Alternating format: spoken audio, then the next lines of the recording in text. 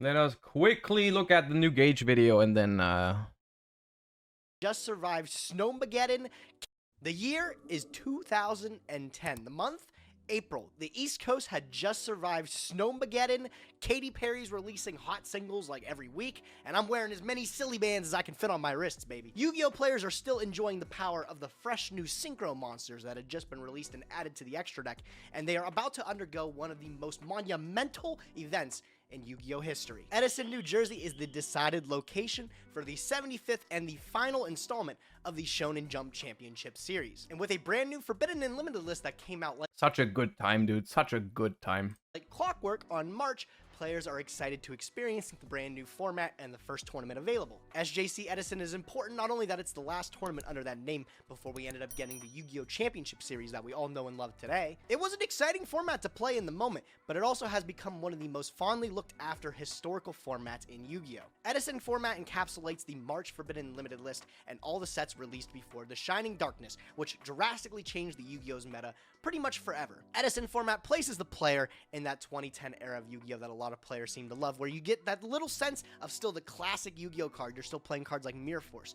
and Torrential Tribute, but you're also mixing it with the new heavy combo strategies as you start to see many cool decks develop. You might know the household duelist name Jeff Jones. Well, this guy ended up taking first place at that 75th SJC with a brew of Quick Draw Dandy Warrior. But Quick Draw Dandy Warrior was just one of many different decks available to play in Edison format. Recently, with the introduction of the Time Wizard side event at these Yu-Gi-Oh! Championship Series, players have been able to enjoy these formats that they love so dearly. GOAT format being an extremely popular one, but Edison has since overtaken it. I got to experience my first Edison event the other weekend at YCS Philadelphia. I got to play in 2 out of the 73 different pods that fired. If you want a little bit of a comparison, I don't think GOAT format hit past 20. This 2010 Edison format is literally going off, so it's popping off so hard right now. I think Edison is gonna reach levels of like levels of what would I say, like participation and everything that GOAT will never even dream of, dude. Format has just a little bit of everything that duelists love. The high-paced energy today that we see in Yu-Gi-Oh! Popularity, mixed with some of the classic cards, Torrential Tribute, Mirror Force, Call of the Haunted, all find places in these 2010 decks. I decided to sit down with a little bit of a newer deck, different from the history of old. Edison has evolved to the point where all these historical decks from top 16 of the original SJC look like a joke compared to deck building today. And with the time we had, Yu-Gi-Oh! Players have been able to delve a little bit deeper into this undiscovered format and find strategies that weren't really viable before. Stuff that wasn't figured out in this short 3-month span that we had of this legendary format. I have one of those decks in front of me today. I actually have a version of Diva Zombie that I played in the side events. Oh, it's a deck profile. Playing these Edison side events was some of the most fun I've had in Yu-Gi-Oh! In a very long time. I did not end up winning the fabled Light and Darkness Dragon map, but I have a new motivation, a new fire to be able to get it now. I will be getting one in Nationals, surely, mark my words. Here, let's take a gander at the Diva Zombie deck that I ended up piloting. It is a very beautiful spectacle here. A lot of high rarity cards that I've ended up collecting over the years, and it was just fun to sit down and play with them again. You might not be able to find this deck in those historical lists from the top 16 of the original Shonen Jump Championship Series. However, with new deck... What other classic formats are fun and popular besides GOAT and Edison? Popular? Nothing yet. If you want my personal opinion on which decks have, or in which formats have great potential to be like the next Edison or whatever, I think Tengu Plant is also very nice. That's a year later after Edison. Tengu Plant is also great. The hat format from 2014 is a format that I personally don't like as much, but I think a lot of people do like it because it is relatively diverse. And then a more modern example of a format that I could definitely see picking up a lot of popularity at some point is Toss 2019. Thunder, Orchist, Striker, Salamangrate. I think that format could at some point be considered very nostalgic by a lot of people. I mean, some people already do consider it nostalgic, but I think it could be something. Building theory has also come new brews. And utilizing some zombie cards, I've always been a huge fan of zombies, so being able to play this newest strategy. I think very short, the best part about Edison there's a few things that I really like about Edison. The first thing is that it feels very nostalgic without being like resident sleeper, like freaking Goat, right? Goat is also nostalgic, but Goat is just way too slow. It's just boring, dude. Edison isn't boring. Edison is fast enough to the point where it's exciting, but it's not. It still feels nostalgic because it still is a whole lot slower than modern Yu-Gi-Oh. That's one thing I like about it. The other thing I like about it is that it's very diverse. So you have a lot of options and you can make a lot of stuff work only because you like, if you want to make something work, you probably can. And but it is diverse to the point where you don't know exactly what you're going to be facing at an Edison event, which you might think is a bad thing when you're trying to prepare for something. But at the same time, it is diverse, but still the fundamentals for every deck are roughly the same. Like, you know, like it doesn't feel like you have a unwinnable matchup anywhere usually. It's just diverse to the point, but nothing feels toxic or unbeatable or whatever if you play whatever deck, right? What is Edison? Edison is a Time Wizard Yu-Gi-Oh format. It is an old Yu-Gi-Oh format from the year 2010. My favorite historic format at the moment. Strategy here, mixing cards like Deep Sea Diva as well as the power of Goblin Zombie to be able to make some powerful level 6s. Was a lot of fun, honestly. Buckle up, let's get into the time machine, get cozy. We're gonna go back to 2010 and I'm gonna show you guys what about all the value tops? I mean, the thing is, there are decks in Edison that people perceive to be a little bit better than other decks, like Blackwings, Vayu, Zombies, Hero Beat. There's a meta game for sure, but all of those decks are 100% beatable with other strategies. There's no deck that like completely dominates Edison. You know, like there's also a development, right? One time there's like people who prefer Frog Monarch, and then people will prepare for Frog Monarch, so people with Frog Monarch stop doing as well, and so on and so forth. So I think there is no clear best deck for Edison. I don't think it exists. A younger version of Gage would have played if he would have attended the Shonen Jump Championship Series in Edison, New Jersey. I'm very excited to show you guys this list here. As I said, this is a new development in the Edison era, not something you would see in those Taco Smiley Face, thank you for the tier 1 sub. Appreciate that. Welcome to the channel. Historical deck list, but it's one that's a lot of fun and it's definitely got a lot of power behind it. Utilizing a lot of zombie cards, the main Okay, so I'm gonna be honest with you, I'm not looking for Gage's zombie build right now. I'm not looking to be inspired by zombies. I'm trying to peep some nice high rarity nostalgia cards by Gage. I'm expecting good things here.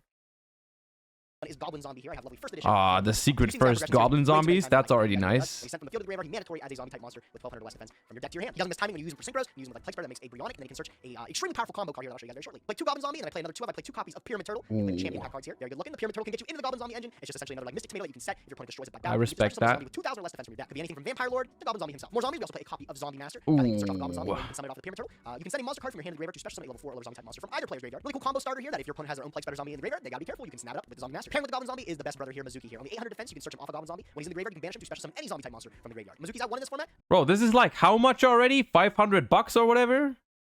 Not hard to tell why. It's an extremely powerful card. Couple more zombies. We have a copy of Spear Reaper. Oh, that one is so beautiful, dude.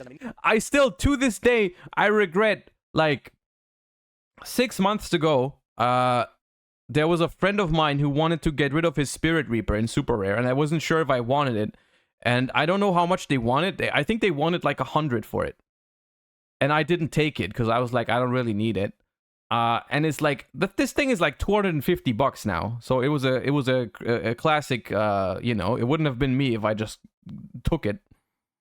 Alphabet can save us from dying that turn. And then the Combo King himself, the Plague Spider Zombie. This is my lovely blue body Oh that I have. So happy to put him into a deck. Huge combos with this guy in Goblin Zombie. If you can use him and the level 2 tuner that Plague Spider Zombie is, you can make Bryonic, and then you can search off a Goblin Zombie and the Mizuki. Bryonic can pitch the Mizuki, and then Mizuki can summon back another zombie. That's a very, very basic little interaction that you have here, but shows the power of this little loop in itself. Big fan of the zombie cards, like I said. Any chance that I get to play Plague Spider Zombie or Mizuki is a chance that I'm taking. I get to smile. I know Bry Guy from the Crush cards is also a huge fan of those zombies too, man. If he played in 2010, I'm almost sure he'd be playing something similar to this. That's it for the zombies. Moving on to some of the more generic boss monster cards. We're playing a dark base deck. We get to play copies of Caius, the most generic monarch back then. It's a dark, 2400 attack, 1 tribute, level 6. When you tribute summon, remove from play 1 card on the field, and if it was a dark, inflict 1000 damage to your opponent. Keep note that Caius is a dark himself. He can banish himself. Sometimes 1000 for game is just the difference you need. This deck normally needs a turn to set up. I want to be able to have a monster chill on the Ulti Caius is like how much? $350?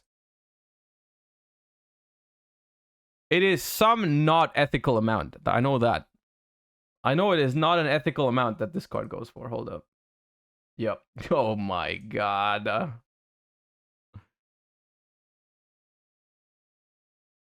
350 is the cheapest one right now.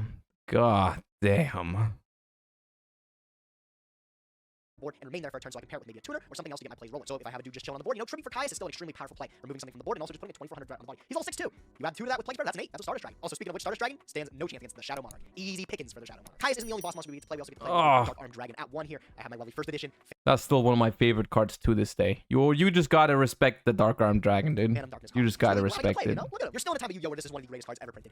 I have a Secret Rare Dark Armed as well, but I don't think mine is first edition, which I have a couple of high rare cards, but I typically don't really care about first ed. I just care how they look, and I think first and unfirst look the same way. A lot of people will disagree with me on this. They will be like, if you go high rare, you need to go all the way. I'm like, dude, I just care about how it looks, and to me, they look the same.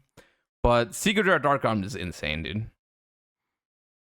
Don't you have the Quarter Century? I do have the Quarter Century, but that does not have nostalgia for me. Like, I pulled the Quarter Century, but I already had the Secret Rare. Able to summon a Dark Armed Dragon for essentially free with so much graveyard manipulation that we have in this deck. Form of Mizuki, Plague Spreader Zombies. It's really, really easy to be able to summon Dad as if it wasn't back in the day anyways. And still is a game Enderman. 2800 being able to pop 3 does not mess around. He's not the only Titan in the Dark attribute slot though. You have a couple of other big guys here. Tragoedia is one of your guys that you can... Yep.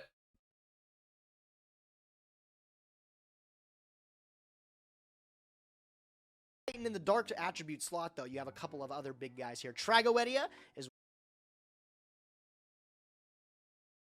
He's not the only Titan in the Dark attribute slot though. You have a couple of other big guys here. Tragoedia.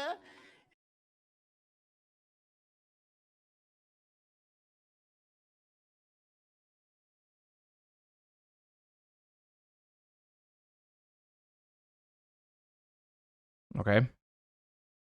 Is one of your guys that you can summon during the battle phase. Similar to that, you have Gores, the Emissary of Darkness. These guys are best buddies here. That is the first slip up, by the way, on the rarity game. Ulti Tragoedia is inferior to the Shonen Jump Ultra Rare, by the way. Emissary of Darkness is one of the most infamous cards in Yu-Gi-Oh! Old heads will always think twice about their battle sequencing, so they don't run into the Gores and lose the game. Whenever you take battle damage, both of these guys will summon themselves. Tragoedia can just drop himself, and then he has attack based on how many cards you have in your hand. Gores, you have to have a completely empty field, but you're summoning 2700 for free, and then a token equal to how much damage you took. So the token's able to easily trade with whatever, and then Gores is just big man. 27 does not mess around. Trag also has an interesting effect that can like mind control monsters if you have the same level and discard it, but mostly these guys are just able to stave off a battle phase or completely turn a game around if your opponent plays into them incorrectly. Lots of games are decided by the Gores. Any old player that's played this format knows that. On some of the other generic cards, we have 2 copies of Mystic Tomato. These actually aren't mine. Shout out to DJ for lending me these. The whole deck's pretty much dark. Get you into Goblin Zombies, get you into Plague Spreader, get you into even another card here that I'll show, the Sangan. Pretty much a staple in a lot of decks back then. Mandatory Dark. Not much more you can ask for, man. He's at 1 for a reason, bro. The Sangan. The last card here is one that might look a little bit out of place. That's the Deep Sea Diva. Diva is just a level 2 water tuner that can summon another sea serpent from the deck. So you'll summon another copy. It's essentially 2 level 2 tuners that hit the board. Has a lot of synergy in hero builds being a water to make absolute zero, but in this one in particular, these are more expensive than the rare ones, but the rare one looks better. So this is also the wrong choice. Just using level 2 tuner to make cards like Yugioh, Guardian, Bryonic, and the like. You might be asking why am I not playing free to see it more often? It's because I don't want one of them to be dead. There's only summons from the deck, so we'll just play it where if we see the one, we can see the other, and then the whole engine out of that, right? Pretty good. And then last but not least is something a little bit more uncommon, but it's something that I carried over from my current daily Yu-Gi-Oh! And that's to play hand trap. The only hand trap is DD Crow, actually. The thing I have these lovely ultimate... Okay, he's only putting these in here to flex. You don't need to main deck these, but god damn, those are expensive. That might be the most expensive card yet. That might be more expensive than Caius. I'm not sure how much ulti DD Crows are, but... Our first edition copies that still see play today, but back then this was pretty good too. You wouldn't see this tech in the main deck as I am now. There's a lot of different decks that have cropped up. Not great against like Quick Draw Dandy Warrior, but against decks like Value Turbo and stuff, which are some new developments. This card's really fierce. Weird. It's like being able to interact from the hand on your opponent's turn really strong. Who would have ever predicted that would be a thing, right? That's for the monster count. Now let's move on to the spells. You might get a little bit of nostalgia looking at all these ones here. The only 2 that I get to play is actually Book of Life, which is a really great card to be able to reborn a zombie from your graveyard, but also remove from play one monster in your opponent's graveyard. Banishing your opponent's Mizukis, Plague Spreader Zombies, Values. There's a lot of utility in this card here. It's more than just a monster reborn. Now let's get into a whole bunch of the one-offs. You're playing a copy of Mystical Space Typhoon, which would you believe this card in 2010 was at 1? A simple quick play spell card released from Magic Ruler, 1 line of text, target a spell trap on the field, destroy it, ended up being one of the most powerful cards in Yu-Gi-Oh! For almost a decade on release. Still very much an important tool in 2010 Yu-Gi-Oh! Pro is cheaper? Okay. Today, you got 1 Foolish Burial and a zombie deck. Weird. Seems pretty good, right? Brain Control's another card at 1. Remember, this is pre-errata. Here's the pre-errata text. We just get to take a face-up monster on opponent's side of the field, and we get to do whatever we want with it, right? Today, Yu-Gi-Oh! Players, if you've ever even read this card again, might realize that the errata of this card says you can only take normal summon ones. Nah, this card was much more powerful back in the day. We also had Allure of Darkness at 1 too. This card, being able to see 2 more cards in your deck and banish the dark, not too bad. Especially when there's cards like Return from a Different Dimension that can bring those banished cards back. Hardly a cost at all. Today's players get to see the power of Harpy's Feather Duster, but some players will argue that Heavy Storm is a little bit more powerful. Heavy Storm was the prime spell or trap removal available at the time. A lot of games could be decided on whether or not you played your Heavy Storm correctly. This is definitely a card that you want to be weary of when you want to activate. Another spell card, one of my favorite spell cards of all time, is Book of Moon. I get to play my lovely Champion Pack super rare copy here. Ooh, only one, but still, I respect that. Mechanics Book of Moon popped up. For synchros, you can flip down tuners or monsters and then your opponent. I will say, I personally, on those, on Book of Moon on Bottomless Trap Hole, I have made the following decision. It's like 50% coping, 50% actually the reason. Rare is my favorite rarity, which is true. So I've decided to pick up the cards like Book of Moon and Bottomless as rares for my Edison decks from the original set, because they still, are, to me, are pretty much as nostalgic. Still, I can't deny that, if I had those, I would probably, you know, like these ones. But it's just like I will never justify Book of Moon super rare, like the playset. We're talking like $1,000 for the playset, and bottomless is like also 250 or more. I don't know exactly, but like that is not something I would ever do. No ulti books. Okay, ulti book is also really nice, but what I have done for my Edison deck is I have gotten everything in the old print. I do not use new print cards in my Time Wizard decks because I just don't like it. So like I use old print of the cards, which is why I don't use like the Book of Moon ulti and stuff like that. Is Gage rich?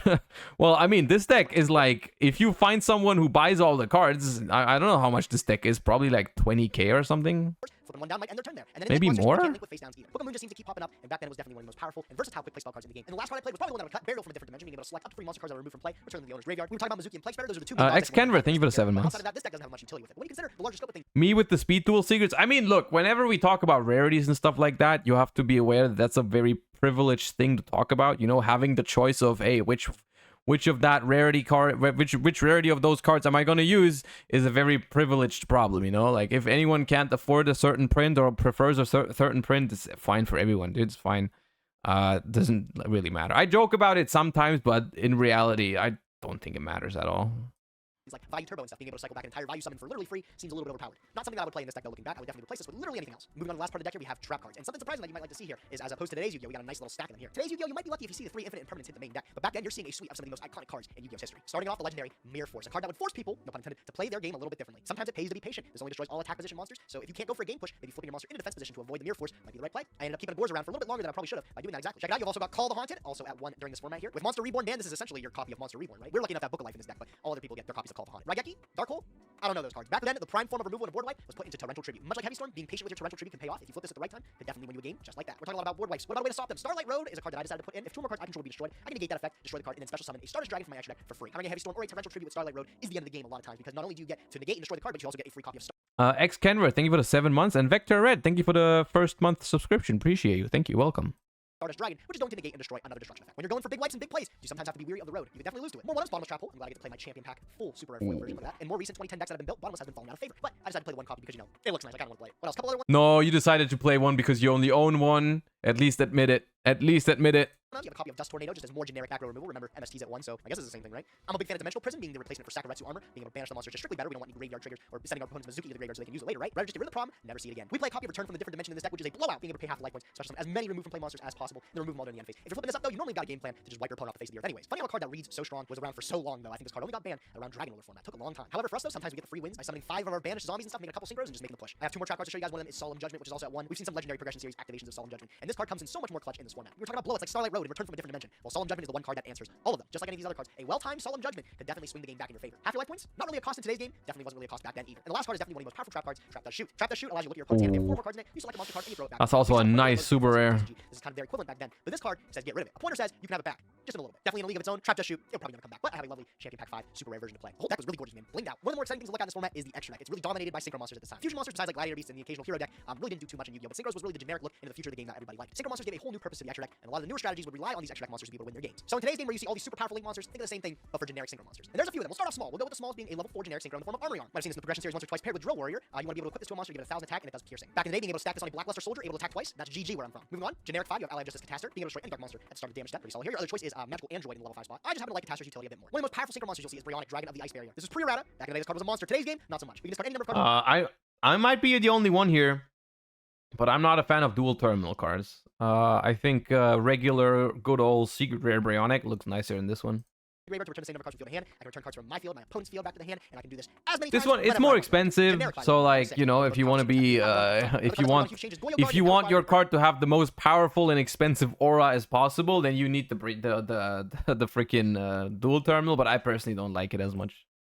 non-tuner. This card just doesn't see play anymore, right? Back then it was generic, and it was one of the best generic 6s. 2,800 on a level 6. This beat over your opponent's Stardust Dragons and took them for your own. A lot of power stored in these level 6 synchro monsters, which is great because our whole strategy revolves around summoning them, right? Another 6, the zombies have some really cool ones. You can make Revived King Hades. Look at this first edition Crossroads of Chaos copy. These old school alties, nothing comes close to them. They really do look stunning. This guy's like a Dark Bolter the Terrible. When he destroys something by battle, their effect can't activate. Cool for getting other things like Raikos. If you kill Mizuki with it, your opponent just can't activate that Mizuki. Really cool card. I don't get to summon him enough, but he's rather handsome. Another cool card is Doom Kaiser Dragon. Play Spider Zombie is a central part of this deck here, so being able to use him as a Oh, he's got everything in that high rare, dude. Everything. So, you know, if I go into Doom Kaiser with what, Goblin Zombie plus Plague Spider into Doom Kaiser, I can take my punch. God damn. I ain't got much else to say. It's beautiful. Pick this up last minute. Guy Knight Force of the Earth, just another generic 6. As you can see, we're making a lot of 6s, so I just want to have options. I got to play the gray Black Rose Dragon. Oh man, I love to get to play these high rarity, just iconic cards from the. Oof. Oof. The most beautiful Black Rose, by the way. Not the most expensive Black Rose, but the most beautiful Black Rose. Ghost Rare is the most expensive, but it does not look better than Altis, dude. Alti looks better than Ghost. Period. Yeah, man. This copy is especially pretty, and it is the only level 7 synchro we have slotted for us. Moving on to 8s. I'm not that nice. I have a jump promo Dark-Ended Dragon here. Think of the Another Verse Dragon as the prize card. Oh, pleb rarity gauge, not even the Shonen Jump prize card, dude. Back then, this was the prize card you could get from the Shonen Jump Championship Series. And if you read it, it's a really not cool card. even the prize card. Not a big deal. Like Kai's a non-tuner dark. Once per turn, you can have this card do 500 attack events. Send one monster your opponent controls to the graveyard. You can send face down Raikos, Spear Reavers, Disgusting. Like that would float. Couple more Don't talk to me. Archfiend, coming in as the largest level 8 synchro with 3,000 attack. I have a beautiful ultimate rare copy of him too, and I also have a copy of Thought Ruler Archfiend, another guy that is level 8, 27 attack that protects himself from targeting things of spells or traps. Technically protects any psychic, but he's mostly just gonna be protecting himself. Dude, this guy, it sounds so badass. Colossal Fighter's another 8. And there's some cute combos tied with Oh, my favorite card. If I paid attention to this format a little bit more back in the day, I probably could have won that Duel Knight. Completely forgot what Colossal Fighter did. Anybody that plays this format regularly though, definitely won't forget this guy. We saw it with Starlight Road. Would be criminal not to play the Stardust Dragon, the first edition, Duelist Genesis, initial release of synchro monsters. This is one of the most powerful ones, and it was one of the most powerful ones throughout the entire format. Not only is it free off of the Starlight Road, but it also is probably the best generic level 8 synchro you can possibly make. Negating a destruction effect, destroying that card, and then coming back to rain more terror. I'm not sure if my 20k guess was accurate. It might be more. Maybe it was accurate. Play 2 just for the fact that you want to have the free one off the road, and you want to be able to summon one. Me, I'm just confident I'll make the one, and I'll win the game. We also have level 9, Mist Worm from Dual Terminal 1. Don't exactly have the extremely powerful Trishula Dragon the Ice Barrier, but this is as powerful as it gets back then. A level 9 that says when this is synchro summon, compulsory cards to your opponent's hand. I wish I got to summon this guy more. He's a little bit difficult though. One tuner and 2 or more non-tuners is a lot to ask, but goddamn, that DT looks good. And then we actually do play one fusion monster, but we play it as a side deck card, kind of Chimera Tech Fortress Dragon. Utilizing a Cyber Dragon, which are housed in our side deck, we can actually soak up any of our opponent's machine monsters to be able to make this guy. Comes in really handy when we're facing up against a Machina strategy, where our opponent plays a card like Fortress. We love to just like take it free and make our own guy. Why not? That's the extra deck. Oh my god, it's so good to look at. What a pretty extra deck. And then the side deck, I'm not gonna actually take time to go over it. Why is your Stardust unlimited? We don't talk about it. Almost all of my extra deck stuff for Edison is unlimited. But like I said, I just got it because I like the looks of the cards, not because of first ed, like value, whatever. Because it really depends. What do you think you would see? Do your friends at locals play Edison? Well, maybe you should side deck for those guys specifically. The format is so diverse that it really depends on where exactly you're playing it. I plugged in a couple of just generically good cards because I'm playing in a side event. I could be playing against literally anybody. But if you've got a local scene, you can actually prepare for what you would see the most from your local player base. I'm not gonna get too deep into it. The one important thing was the Cyber Dragon mentioned. I've already coached you guys on it though. The rest, up to you. That's all I have for you guys today. I was really excited to share the theoretical deck that I would have taken back in 2010 had I played that shit. Oh, no side deck. Okay. But still needed to flex those ulti Cyber Dragons really quick. Okay. That was fun. We finished the food. Nice little throwback. I respect that deck. That was a very powerful deck profile. That was a very nice looking. I appreciate the look at those nice cards.